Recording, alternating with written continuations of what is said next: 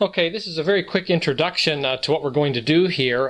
This is going to feel like kind of the mother lode of effects. I'm going to give you several effects that generally operate on the same principle, and there's a few things I want you to consider in this little tutorial here.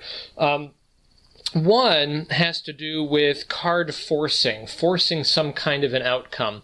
I want you to consider that forcing an outcome may not necessarily need to revolve around the initial selection, that there are ways in which you can have something that is freely selected, and you use a method by force to generate the outcome that you want with that freely selected card. Using the force as the outcome rather than as the initial selection can be very useful. So that's the first thing I want you to think about. The second thing I want you to think about is the idea of what we call equivoque. Some people call it equivoque, depends on who you're talking to. It is the process by which a magician, a performer, can take a scenario or a situation that seems like a free selection and turn it into a kind of verbal or mental force. The other way that equivoque can be used is that with a deck of cards, we can look at the deck and we can say top and we can say bottom, but that can have some different meanings depending on how we're looking at the deck. It is sort of situational. If I say top right now, it seems like this is the top. And that this is the bottom. However, if I've been presenting the cards in this way, and this has been the top, and I set the cards down, I can say the top meaning the face of the cards, and the bottom meaning the back. This can also be applied when dealing with how someone perceives a packet of cards, and the way in which they're counted, and the position that something might be within the deck.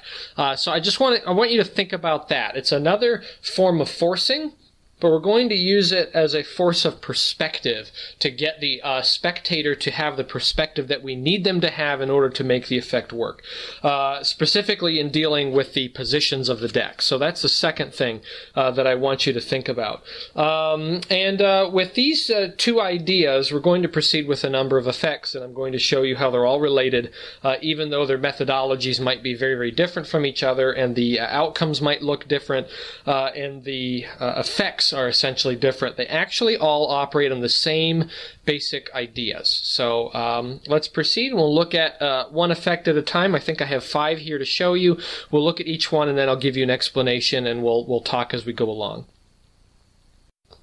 Let's try something very simple and direct. I have a deck of cards here, a completely shuffled deck of cards. I would have the spectator freely select a card, any card that they want. Let's say that they pick this one right here, which would be the King of Clubs.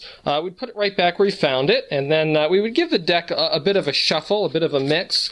I might give the spectator the deck to shuffle themselves. There's certainly a way that that could be done, but we give it a nice, fair, clean mix.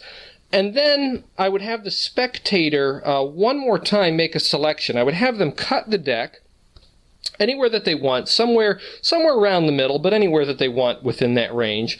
Cut off half the deck, just like that, and then we would just kind of hold that spot very briefly here for a moment. Now, I just want to review what's going on. We had the spectator freely select a card from a shuffled deck. We had them look at that card, memorize that card. We had the deck shuffled. Perhaps even they shuffled it. It really wouldn't matter. We could do that. And then we had the spectator themselves touch the deck and handle the deck, and they cut to a specific location.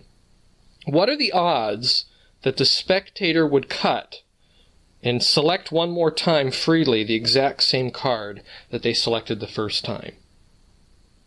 Okay, so this first little gag here relies on a couple of different things. Again, all of these ideas, just at the onset, I want to say, do not require necessarily any really great sleights.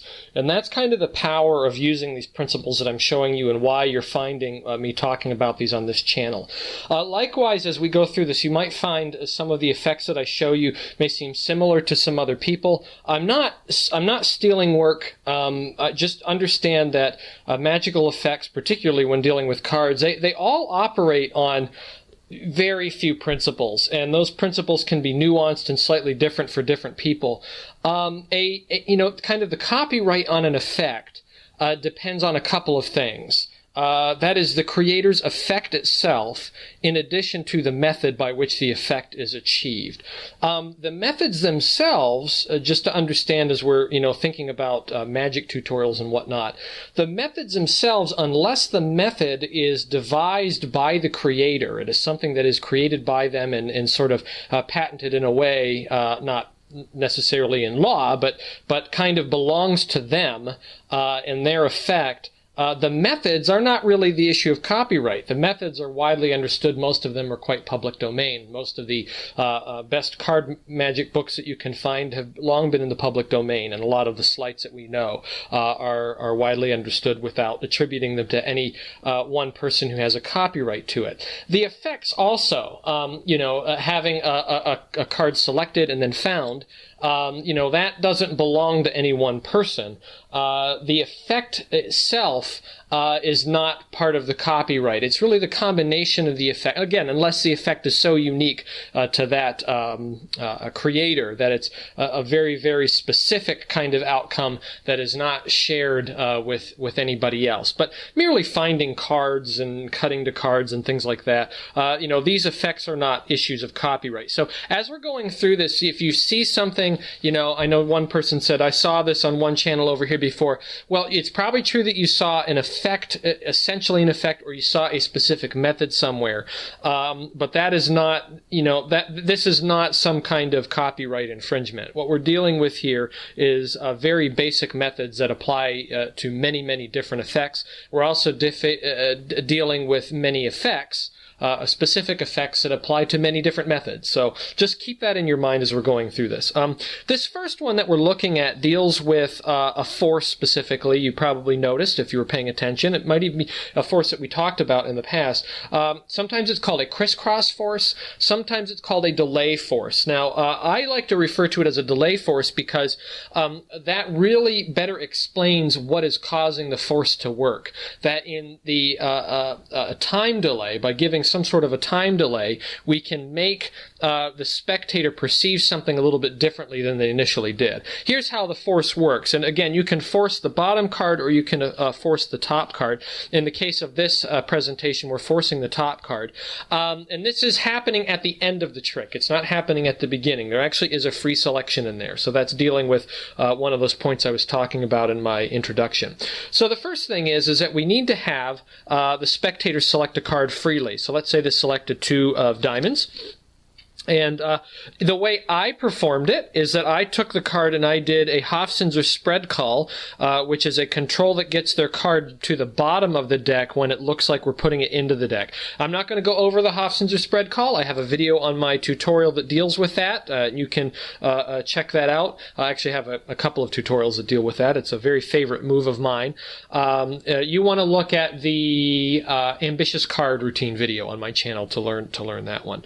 I've controlled it to the bottom. Now, you don't need to do this. Eventually, we want to get it to the top, but my method was to get it to the bottom and then overhand shuffle to get down to the last card to get it to the top. If you want to control it directly to the top, use any control that you want. So let's say that we have a card freely selected. Just to be consistent here, we'll say that it is the same card, the 2 of diamonds. And they have the card selected right here. One way to get it to the top would be to close it up and hold the break. And then you can just do a riffle. And then do a riffle shuffle where you retain the top card in the left packet from the break. So again, all I did was I held a pinky break when I closed it up, so I have a break in the back. And then I lift off the top pack above the break. I can riffle to it or not, and then I shuffle, retaining the top card to keep it on the top. Now, in the video that I showed you, the performance, I did say you could have the spectator shuffle. You can, and I firmly believe that any time that a spectator insists on shuffling, you should let them do it. Even if it totally botches up the trick, let them shuffle. Go ahead and do it, and do something else. Just find some other kind of cheap, easy one-off trick that you can continue with if you want to. have them shuffle and then have them name the card anyway, which makes the shuffling kind of silly. But whatever you need to do, get them to shuffle. Now, if you want them to shuffle for any trick in which you need to have a card controlled, what you will need to do is you will need to get a peek or a glimpse somehow. So one way to do this is to have the card selected. Again, we have the 2 of diamonds. Have the card selected, and then in the process of returning it to the pack, if you're doing the Hofzinser move, I get it to the bottom, and then I can turn the deck over to shuffle, and what I can see from this side, from my vantage point, is the top index. So I can peek it as I shuffle it into the deck fairly, like that. So I actually have lost it. Then I can turn it over to the spectator. They can shuffle it any way that they want. It wouldn't matter. And then all I need to do to get back to square one where I need to be is I need to look at the face of the card. See, I don't know what it is. I'm not supposed to know. They shuffled the deck. I don't know where it is. So I can look at the deck all I want. Now, some people I've talked to about this disagree that you should ever look at the faces of the cards after a card is selected. I don't believe that. I know lots of big-time performers that look at the faces of the deck all the time. Even when cards are selected. There's no reason to know what it is or where it is. There's no reason that you can't look at it.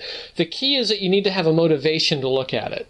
What you would do is you would say something like, you can see that you have completely shuffled the deck. The deck is in a completely new order. And in the process of showing the cards, when I get to the selection that I've peeked, I can again Hofzinser that sucker out there and get it to the top, and now I'm where I need to be. Okay? So, learning controls that can allow you to reposition a card when looking at the faces in a spread can be very powerful if you've peeked the identity of a selection, because it allows you to put it, wherever you want. You can openly control it. I firmly believe in the ability to do that and letting the spectator shuffle if they really want to. I wouldn't necessarily invite them to because it slows down the trick, but if they want to do it, you could do that. Anyway, so we're left here with the card on top. Now it's a very, very simple process from this point on. You're going to have the spectator cut very fairly. They're going to cut, and I usually say somewhere around the middle, but you can really choose wherever it's going to be, but try to shoot somewhere for the middle of the deck. And the reason is because you want to have some kind of comparison that is equal between the two halves, so they'll cut it off. And then this is where the crisscross force comes in. Now, some people do it like this. This is why it's called a crisscross force, is that they put the top on crossing it like that. I don't like to do that because some people may know that. It's kind of an elementary force that a lot of young kids can learn, one of those first trick kinds of things. I like to just kind of put it a little off at a slant like that, and I don't make a deal out of it. All I do is I say, and we'll replace the cut and hold the spot. Now, you're actually not holding the spot. The spot is here. But just by saying, replace the cut and hold the spot, you've placed in the spectator's mind that this is the spot. Okay. Now, this is why I like to refer to it as a delay force, because I'm going to talk to them by recapping everything we've done up to this point, and it gives the spectator time to think about a whole bunch of other information and not really pay attention to the deck anymore. And it will allow for most people, certainly not magicians, but almost any layperson that you do this for, will allow them to really not care about the deck just for a moment, so that when they come back and look at it, that piece of information that you fed them about holding the spot is even more believable. Okay, so you delay time in order to get to this position. We then cut the deck off, and you can show that the card that they cut to is their selection. Now, if you want to, you can use the crisscross force the way it was originally intended. For most people, the way they use it, they would have the selected card right here. It would be the 2 of diamonds again, and then I would control it to the bottom of the deck with my Hofzinser. And the crisscross works the same way this way too. They can cut off, you can replace it and go over the recap, and then all you're going to do is you're going to show the bottom card as being the card that they cut to.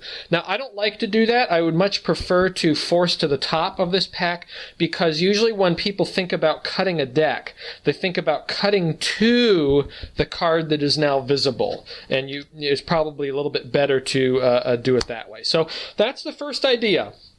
anyway, there's the first effect, the first idea. That can be pretty hard-hitting because the spectator is the one that's actually doing the work in the end. And it's almost as if the spectator is making the magic happen, which is a really, really good principle to operate on. You'll hear a lot of teachers say that, a lot of magicians. So anyway, there's the first one. We'll take a look at another. Let's try something a little unusual here. We're going to have the spectator select freely from the deck. They'll select any card that they want. Let's say that they pick that one right there. And what we're going to do is we're going to have them look at the card and memorize it. Now, I wouldn't know what it is, but they can look at that card and memorize what that card is. It's the King of Hearts. And what we're going to do is we're going to put it back exactly where we found it in the deck, in the exact same spot, just like this. And then what we're going to do is we're going to set it there for a moment. And I just want the spectator to concentrate on their card. And in this one moment, we'll see what happens here. That I don't know the identity of the card. I don't even know where it's at. But I have two little helpers inside of this deck who might be able to identify it and find it. Let's see what the situation is. So we haven't shuffled. We haven't done anything.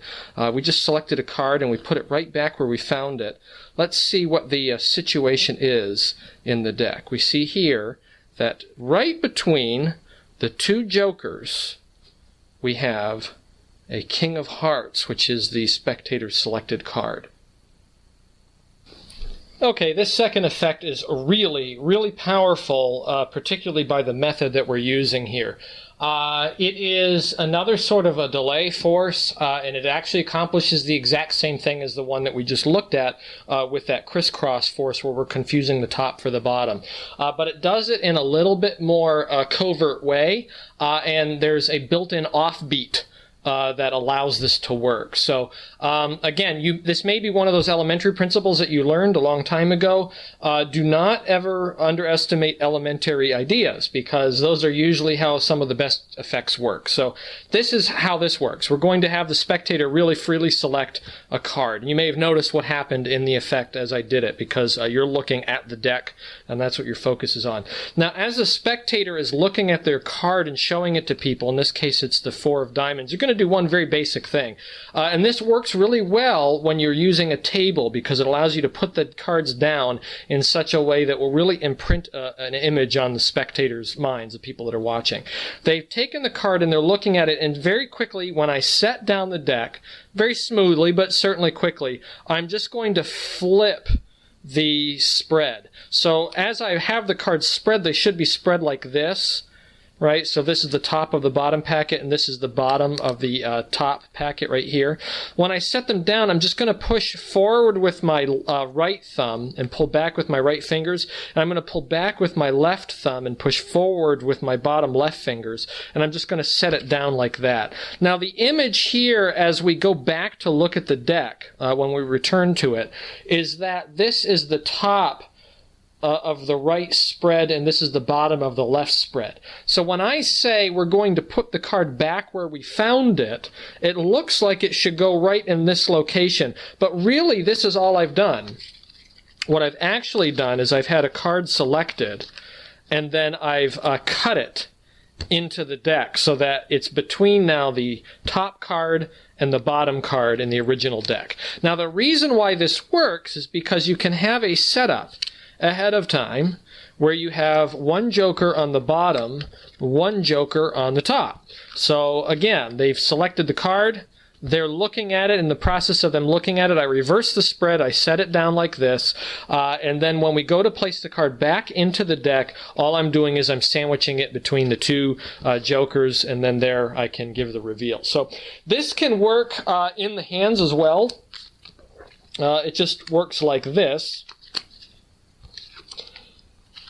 I have the card selected, they're looking at it, I just do the spread in my hands, and when I take the card back, I just put it back into the place that I want it to be, now with the card switching places. So in a way, it's kind of a very open pass. It's a very open shift where I'm transposing the top and the bottom of the deck. A lot of effects can operate on this principle. You can use a key card for this sort of principle. If I have a key card, which is the bottom card, the 2 of diamonds, or a key card is the top card, the 2 of hearts, I can do the same kind of thing where they take the card, they're looking at it, and when they replace it back into the deck, I know my key card on either side, and then I can find their card as I look through it. So I can locate it as I'm looking at the deck. So again, looking at the deck, if there's no reason why you should know what their card is or where it's at, there's no reason why you can't look at the deck as long as you have motivation. Either showing that, everything is mixed up and I couldn't possibly know what it is, or by saying I need to memorize the deck. Okay, I'm going to memorize what the order of the deck is, and then I'm going to have you select a card, and they select a card, and then I do the switch, and I have a key card, which is the 8 of spades on the bottom, and then I say, well, in putting it back in, I know that something's different about it, and I can, reevaluate, whatever, pattern you want to use. But if you know what a key card is, you could then have a reason to look at the deck and find that key card to find their card. So anyway, there's a few ideas for you to use using this kind of version of equivoque where we are forcing a perspective change on the deck, and we're able to change the terms on the fly in terms of what the parts of the deck mean and where they're actually located. So there you go. You can use that one to do a whole lot of different things, key cards and also sandwiches and locations like that. Let's try something very, very, very simple and clean here. We'll have the spectator select a card. This is a completely shuffled deck of cards. All the cards are, in fact, different here. And I just need the spectator to tell me when to stop. Let's say they have me stop right here. Now watch this very, very closely. We're going to cut it right here at that point. And if we take a look, we can see that the spectator selected the 4 of hearts right there. So we're going to try this selection process one more time. I just want to give the deck a very, very quick shuffle, so that the cards are not exactly in the same order that they were before, but we should have a completely different order. And again, I need the spectator to tell me when to stop. They can tell me anywhere, and you want to watch this very closely, so stop right there. And then we'll give the deck the cut and take a look. And somehow the spectator has selected the exact same card twice in a row. Okay, this third one here is very, very simple, and I'm just showing the point that a false cut, any false cut, is a force. A false cut is a force. We're either forcing in our false cut the fact that nothing is changing, or we're forcing in our false cut a non-genuine selection, something that really wasn't selected freely, but was forced on a person or on the situation. So this is really simple, and it's all in the hands or on the spectator's end here. Or, sorry, on the performer's end. The spectator doesn't touch the deck for this one. Really, really quick. And the way it works is that you're going to do what looks like a completely genuine riffle selection, because it is genuine. And when you get to this spot here, what you want to do is you want to follow the motions of what your false cut is going to look like in a moment. This is a real genuine selection. And the way you should do it is you should just swing cut off the top and take it. And if you want to try to mimic those motions, you can give a couple of taps here as if you're squaring, and then put the bottom of the deck back on top, and then you show what their selection is. It's a real selection. Again, they riffle. They say stop. You very openly swing cut off, give a little bit of a square, set it on top, and show them that they selected a card, 8 of hearts. Now, the way that you're going to go forward from here is you're either going to want to shuffle the cards in or do something to get the card in there. Now, what I did is I do a false overhand shuffle. So I just falsify the shuffle by dropping off the top block. I in-jog the next card. I shuffle off freely. Then I pick up at my in-jog at the break. This is probably something you know already. Very, very basic false shuffle. Then I shuffle off the pack up to my break and drop on top, and I have it back there on the top again. So their selection has been retained. Then we're going to do the same thing again. They'll riffle. They'll say stop.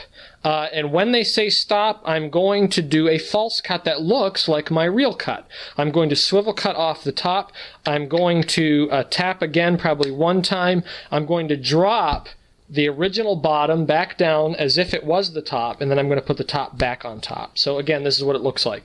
They riffle, they say stop, you swing cut off, you tap, you put the bottom back on the bottom, you put the top back on the top.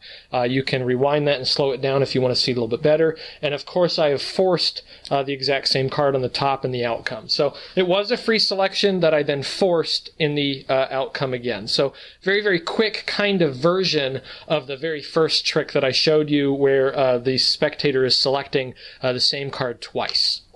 Simple idea in using a false cut as a force. Again, it's a form of misdirection on where the parts of the deck are at in order to force an outcome. Let's try something again very, very direct and very, very simple. We are going to have the spectator once again select a card from a shuffled deck, and let's say that they pick this one right here. It is the six of spades. Six of spades right there. We're just going to put it right back, but we want to give the deck a little bit of a mix for what we're going to do next. So we'll give it just a quick a couple of shuffles just to make sure that everything is mixed up. We'll give the deck a cut. And what I need the spectator to do now is share with me their name.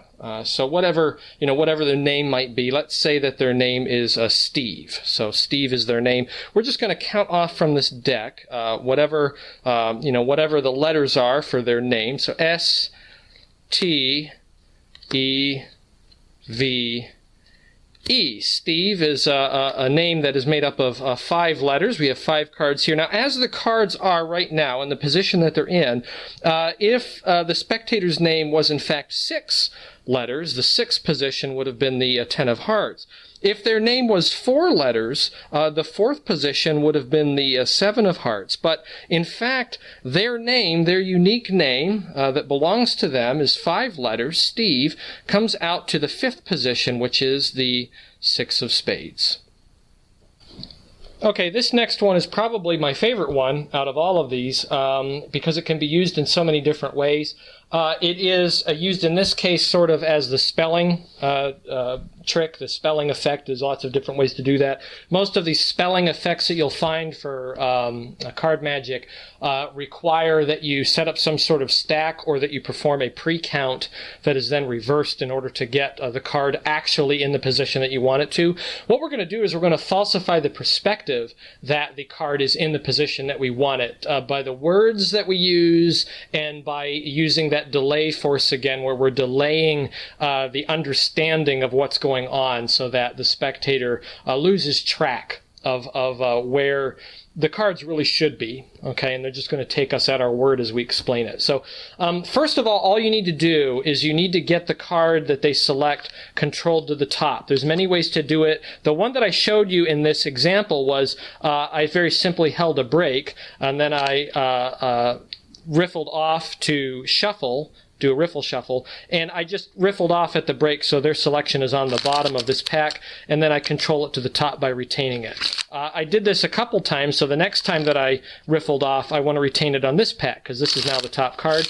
And then what I did is I did that false cut that we looked at in the last video, like this. You could do any false cut that you want, or don't do any at all. Another good one is to do this one where you push off the bottom in the right hand. You want to reverse and slow this down a little bit. And then I just kind of slip out the bottom of the pack and put it down, and I put the top back on the bottom. You could do it in the hands too by doing this. You take the bottom out and bring it around the deck and put it right back on the bottom again. It looks like a pretty genuine cut. If you do it fluidly and seamlessly right after the shuffle, it looks pretty authentic. So looks like we've mixed the deck, but actually we've retained their card on the top. You can use any control that you want to do that. Now what we're going to do is we're going to have them give us their name. In the case that we used was Steve, let's say that we use Bill. Okay, very simple, 4 letters. It could be a very complex name if you want. This is the selected card. It's on the top, but I'm going to say B-I-L-L. So what I want to do is I want to force their perspective to think that this bottom card, which was the top card, is actually in the position that we counted to. And the way I do this is by using these specific phrases. What I do is I say, you have so many letters in your name. There is 4 letters in your name. Now, the cards, as they are situated right now, So that's the first phrase. The cards as they are situated right now. And I have this motion where I'm holding the packet spread out over top of the deck. And what I'm doing is I'm impressing them, the idea that the cards are in this order in terms of position. So I just say that very quickly, one-off kind of comment. The cards as they are situated right now, the fifth card, if you had 5 letters in your name, would be this joker right here. It's probably not a good example. I would say that it's this ace of diamonds. Okay, so the fifth card would have been the ace of diamonds. The third card, now remember I just said the cards as they are situated right now, which isn't a lie. I'm actually telling them the truth, that as they are situated, this is really what it is. But because I'm confidently just stating it, they kind of assume that this is somehow magical. I say as the third card would be the Jack of Diamonds, and then I set those cards right on top. And I say, but the fourth card, the last letter in your name, would be your selection, the Nine of Clubs. Now, just very quickly, I want to explain that this can be applied in so many different ways. You can use it for the spelling trick. You can use it for a card, a selected card at any number. If you look at my tutorial that I have on the any card at any number, my performance, and also the tutorial that I have on there, it's rather lengthy and comprehensive about how that particular effect can work. You could use this method to do that exact same effect. And simply all you're doing to make it any card at any number is you have the spectator freely just name a card at the start of the trick. And the way I present it in that tutorial and video is I show the card that they've selected. Let's say they say the 5 of hearts. I would go to the 5 of hearts and I would show them this is the 5 of hearts right here. And you can see that it is non-symmetrical. We have 3 hearts facing one way, 2 hearts facing another way. And we'll just put it right back into the deck here. We're not going to need it right now. And we'll put the deck away in the box. And I might even do this after I had them select a card and I control it to the bottom. I will false shuffle it.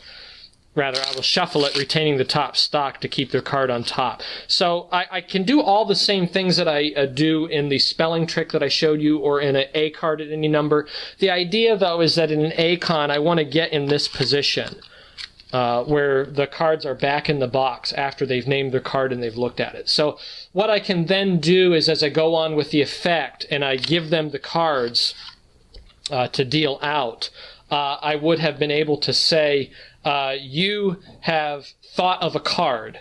You are dealing the cards. You are going to find the card at the number that you selected, and I can go on with the same kind of pattern. So it seems to retain all of the principles of a true A-con, but I'm doing the same thing, the same force. So that's how that one works, the spelling trick. It's a simple top retention, and then you count down to it, and you falsify the perspective.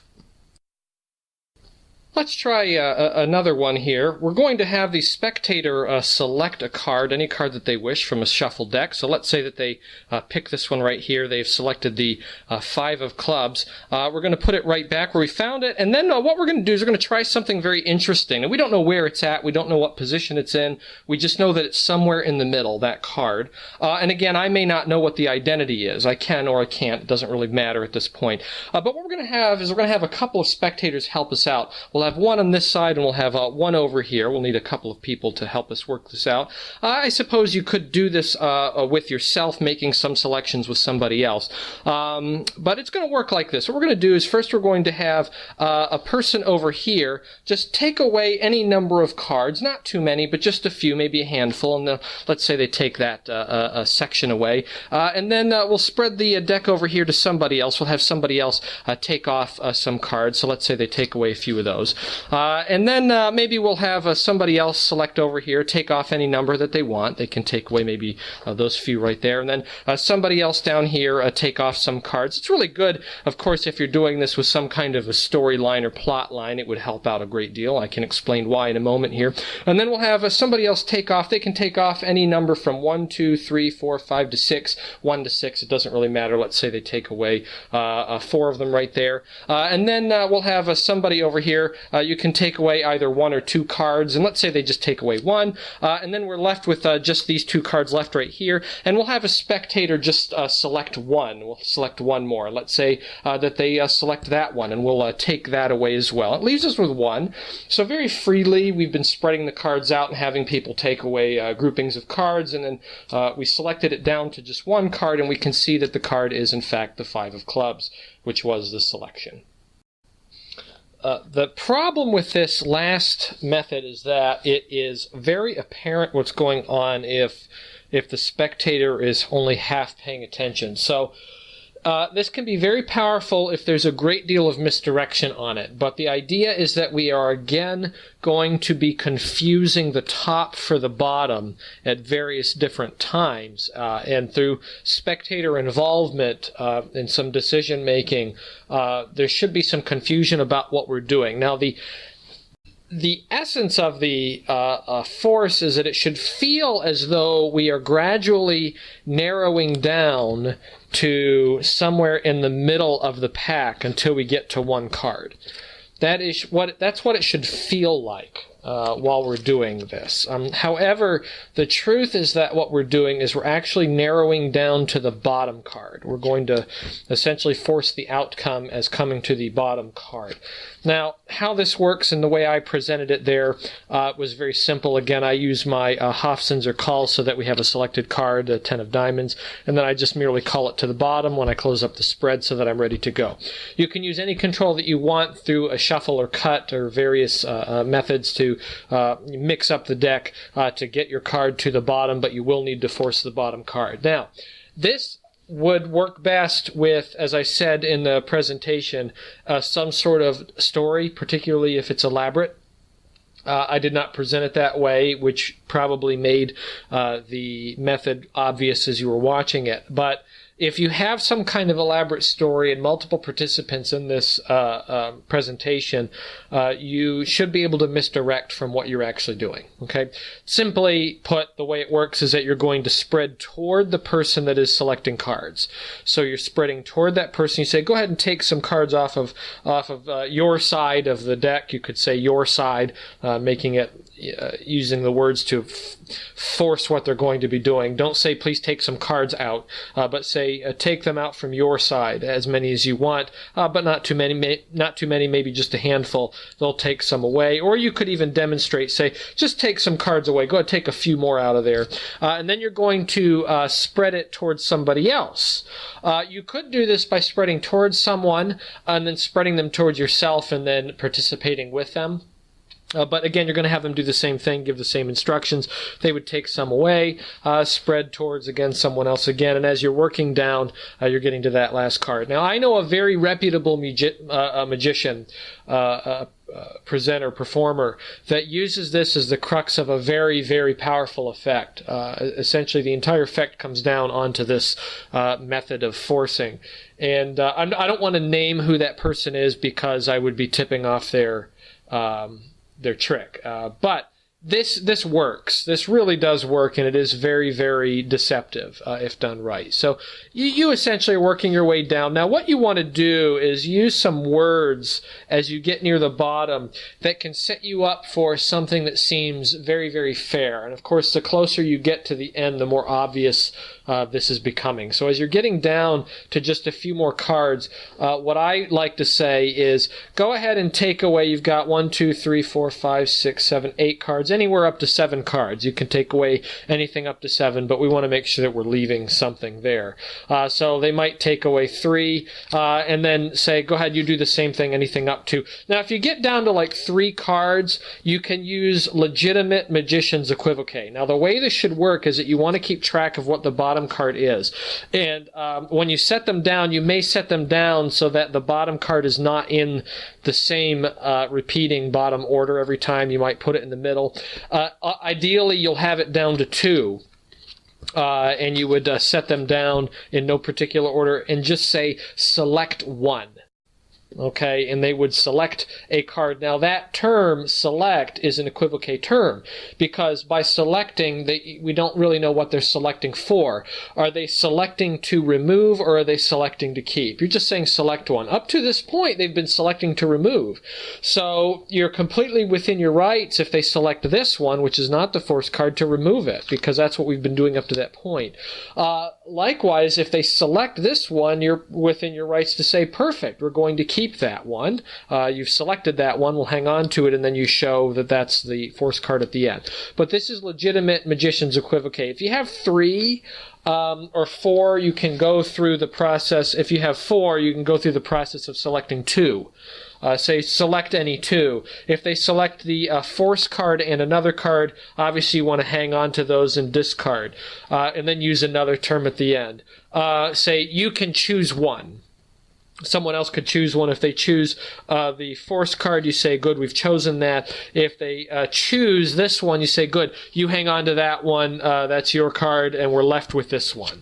But you see how this can work. The magician's equivoque, once you get down to the last few, forcing on the last card. So, again, I would use this with something far more elaborate than what I presented in. My presentation was merely of the method and the process by which the method is presented. But you know, the story is great misdirection. That's something that we've talked about before, so use the story to your advantage. So those are all of the ideas I have for you, and essentially they're all related in the general sense that we are forcing a perspective of the deck. We're forcing the perspective that we want, either substituting the bottom for the middle, or the top for the middle, or the top for the bottom, either in packets, as we did with the counting trick, where we are forcing then the top card as a perspective of a card at a specific location by using our words. We could be forcing the perspective of the top as the middle by using a false cut and seeming to cut to the middle, but we're not. We are forcing the outcome rather than forcing the selection at the onset of the trick.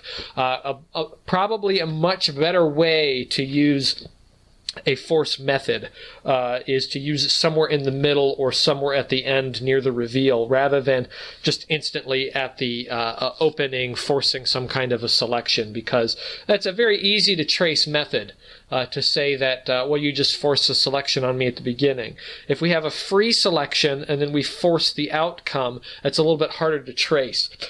Just an idea there, you know, in any trick, any time that you need to freely select a card, you know, sometimes have them think of a card and name one, and then find the card and use that one. That's a pretty good way to go, because it takes away the monotony of the, you know, pick a card scenario. We're not doing that. You're able to freely think your way into the effect. So anyway, those are my ideas. Good luck with these, and I wish all of you happy magicking.